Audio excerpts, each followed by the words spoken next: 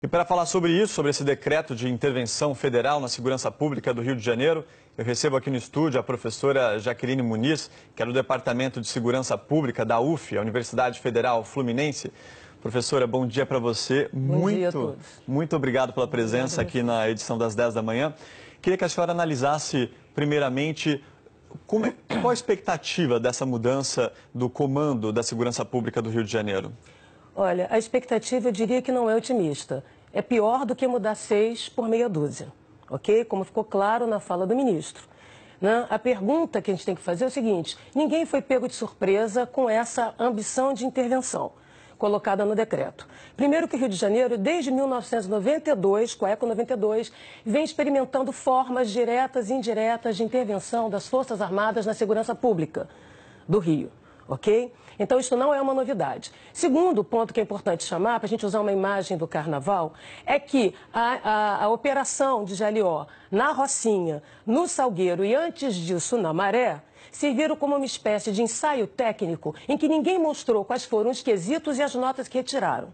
Né? Até agora, né, apesar de ter gasto quase 300 milhões na Maré por mais um ano, aqueceu a panela de pressão sem produzir resultados substantivos, ninguém apresentou os relatórios de eficácia, eficiência e efetividade do emprego das Forças Armadas em suporte à ação policial no Rio de Janeiro. O que nós tivemos e temos assistido no Rio, na verdade, para ser muito clara, é a substituição do arroz com feijão da segurança pública, que é o que funciona, correto? Não é invenção da roda, o dia a dia dos policiamentos por operações policiais, pelo sobe e desce morro, pela teatralidade operacional, que tem rendimento político, rendimento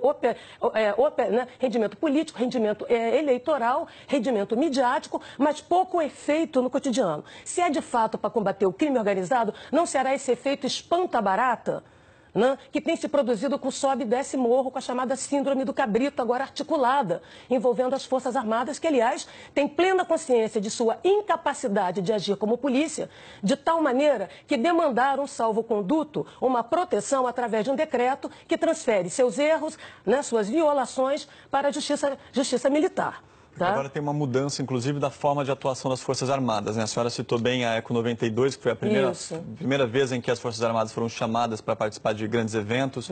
Aí teve Jornada Mundial da Juventude, Copa do Mundo, Olimpíada, e a participação das Forças Armadas também nessas operações envolvendo as comunidades. Exatamente. Mas até então, a segurança pública e a orientação, né, o comando partia da cúpula do governo do Rio de Janeiro. A gente viu aí nos últimos meses que teve muito atrito entre o governo federal, o governo do Estado, inclusive naquela reunião entre Jungmann e o Pezão, os dois disseram que foram arrumar a viola, tiveram uma DR. A senhora acredita que agora, como o jogo vai mudar?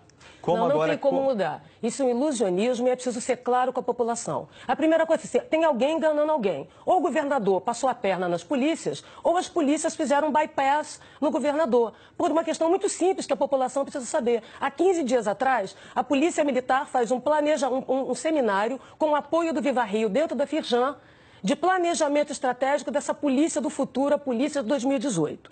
Ok? Estavam presentes o secretário de Segurança, o ministro Jungmann, da Defesa, todos estavam lá e desenharam um plano, uma proposta, ouvindo setores da sociedade para entregar ao governador. 15 dias depois, todo mundo é pego de surpresa. A intervenção federal no Rio de Janeiro não é um efeito especial de escola de samba que ninguém sabe e fica sabendo no sambódromo da insegurança pública do Rio. Ok? Então, o que é isso? Quem passou a perna em quem? De um lado, é o governador que entregou o Rio de Janeiro de porteira fechada, porque quem abre mão da segurança abre mão da governabilidade, da capacidade de governo.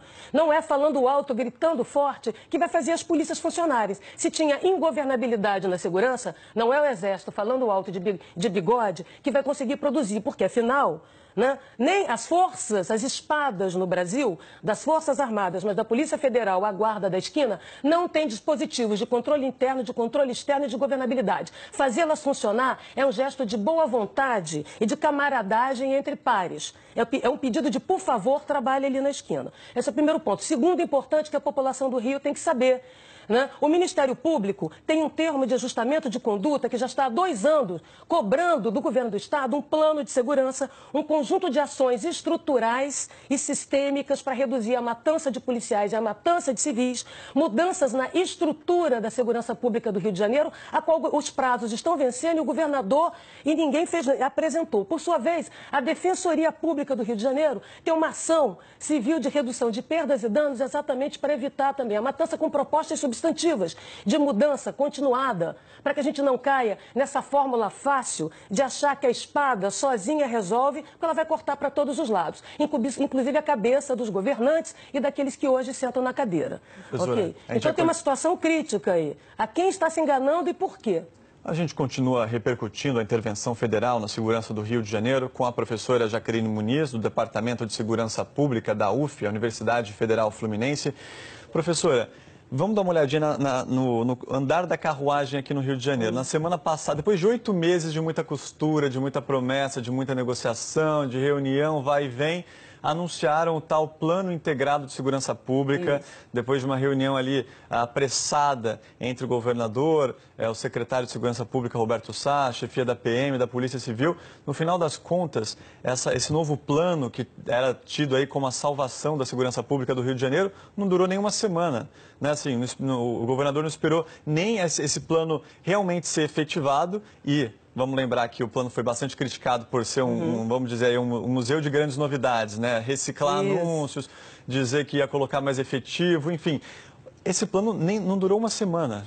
O plano era o mais do mesmo. Então eu volto a dizer o que tinha dito antes. Vocês não acham estranho, né, que exatamente no momento em que o Ministério Público, já há mais de um ano, desenhou um termo de ajustamento de conduta que envolve um conjunto de ações estruturais de mudança dentro das polícias, né, para fora, a mesma coisa a Defensoria Pública, que o governo do Estado tinha que entregar a partir das audiências públicas, está devendo, aliás, já passou do prazo, né? Que tenha sido feita uma reunião com ONG, com PM, com empresariado, né? Para desenhar esse plano de ações, que, aliás, é simplório, é medíocre, é mais do mesmo, e que, de repente, todo mundo é pego de surpresa, dá a impressão de que o comando militar chegou no Rio de Janeiro para passar o carnaval, gostou da cidade e resolveu governar. Não é assim.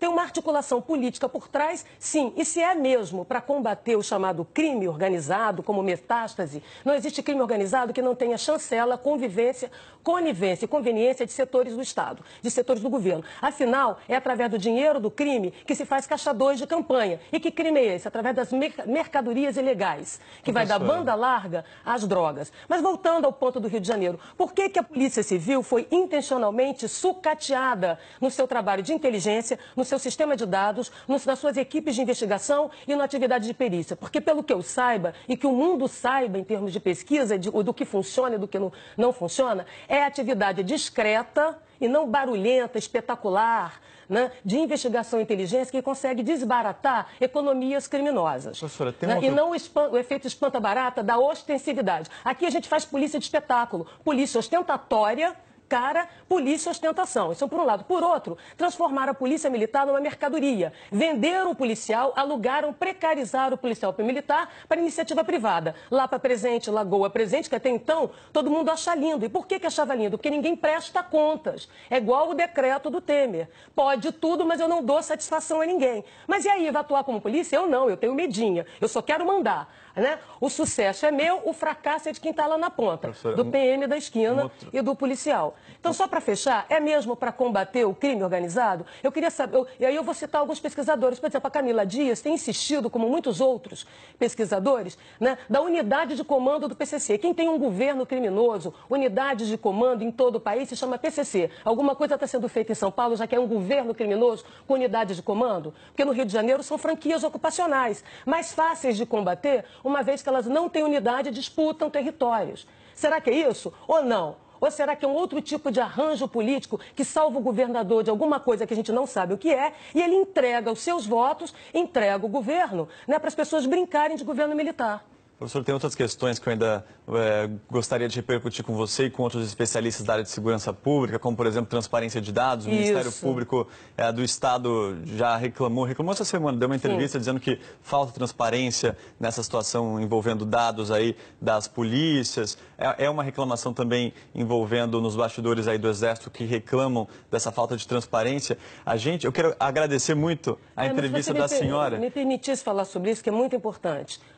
Primeiro, eles dizem que tem integração, quando a gente sabe que na prática não há. A primeira coisa é que não temos mecanismos de governabilidade das polícias no Brasil, não é apenas no Rio de Janeiro. 2, os dados aqui são tratados como questões pessoais, intransferíveis e ambulantes. Ou seja, não se produz inteligência, e sim disse-me-disse fofoca de um contra o outro, ok? E mais grave que isso, tem agora uma intervenção, então do limão à limonada. Tem um governo militar, porque o governo militar de ocupação com retórica da paz foi o PP que foi sabotado por dentro. Agora sobra, de novo, a lógica da teatralidade do confronto. Fechando, então, se tem uma intervenção, porque o Rio de Janeiro está ingovernável, se é essa retórica que se quer fazer acreditar, é fundamental que se tenha uma auditoria imediata na Polícia Militar para saber em que estado ela está e foi precarizada, em que estado o interventor vai entregar, o mesmo na Polícia Civil, o mesmo no Corpo de Bombeiros, o mesmo no sistema prisional. Mas é necessário observação externa e internacional. Isso não é brincadeira. Aqui ninguém presta contas. Cadê os relatórios da Operação do Salgueiro, da operação na Rocinha? Cadê a prestação de contas? O sucesso aqui tem a ver com a manipulação de dados. Como é que você diz que está seguro quando você esconde a informação e produz autocensura? Isto não é produzir segurança pública. Agora, o que eu quero fechar é dizendo que muita gente vai ganhar com isso. O crime organizado agradece, o PCC agradece, os falsos profetas da segurança pública agradecem e os mercadores da proteção. Estamos diante de uma temporada de abertura das chantagens corporativas e das negociatas da segurança. Que Deus nos proteja, porque ele está ainda no Rio de Janeiro. Professora, obrigado pela sua contribuição aqui no Jornal das 10 da manhã da Globo News.